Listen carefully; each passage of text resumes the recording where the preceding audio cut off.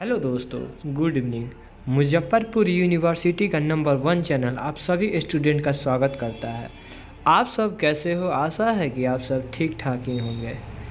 आज का video finally वैसे स्टूडेंट के लिए है जो सेशन 2019 एवं 22 के छात्र एवं छात्रा हैं, जो थर्ड ईयर की एग्ज़ाम की तैयारी स्मार्ट इंस्टीट्यूट से स्मार्ट तरीक़ा से पढ़ाई करना चाहते हैं। कम टाइम में ज़्यादा ज्ञान देने वाला मात्र एक ही चैनल है, ऑल इन 8454। तो आज हम इस वीडियो में सीखेंगे और साथ साथ प्रश्नों को समझेंगे ताकि एग्ज़ाम में किसी भी प्रकार का दिक्कत का सामना ना करना पड़े और मक्खन की तरह हम लिख पाएँ।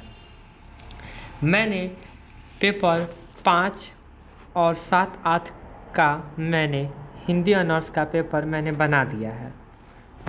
काफ़ी बच्चों का कमेंट था कि सर पेपर 6 का पेपर लाइए, सर पेपर 6 का इम्पोर्टेंट क्वेश्चन वीडियो बनाइए। तो मैंने आज वीडियो 6 हिंदी ऑनर्स का मैंने बना दिया है। ये काफ़ी एग्ज़ाम की दृष्टि से काफ़ी महत्वपूर्ण है।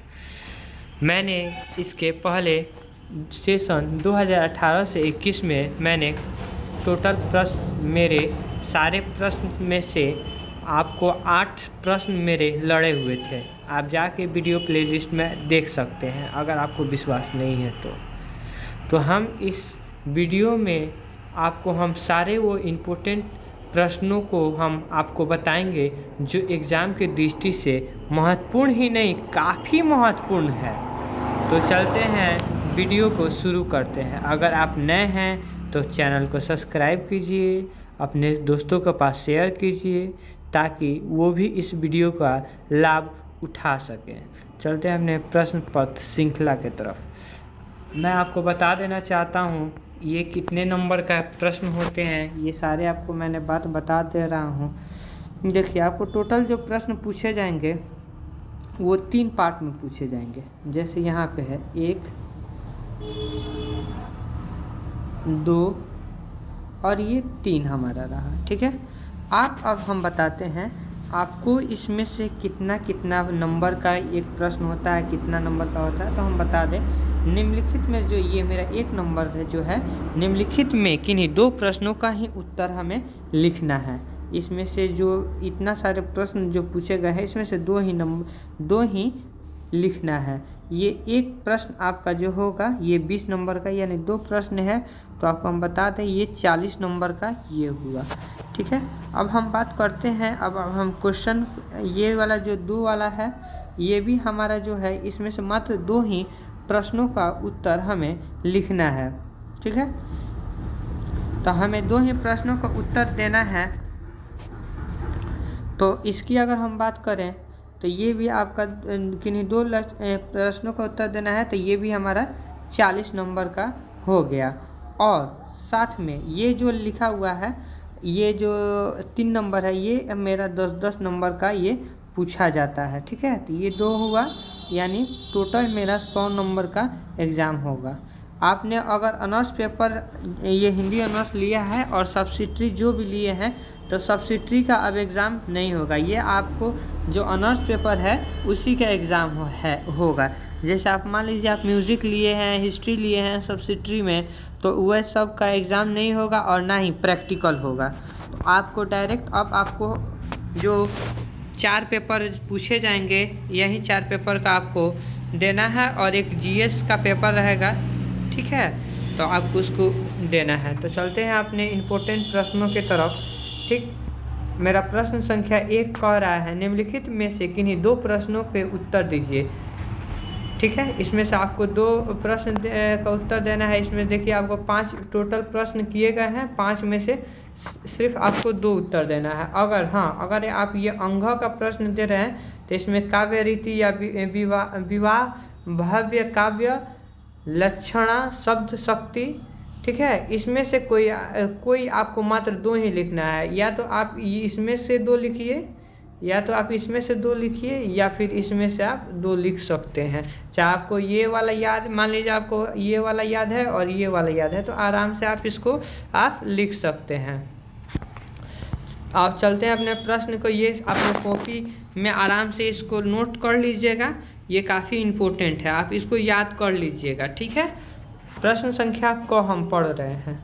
रस निष्पत्ति सिद्धांत संबंधित प्रमुख आचार्यों के मतों की समीक्षा कीजिए।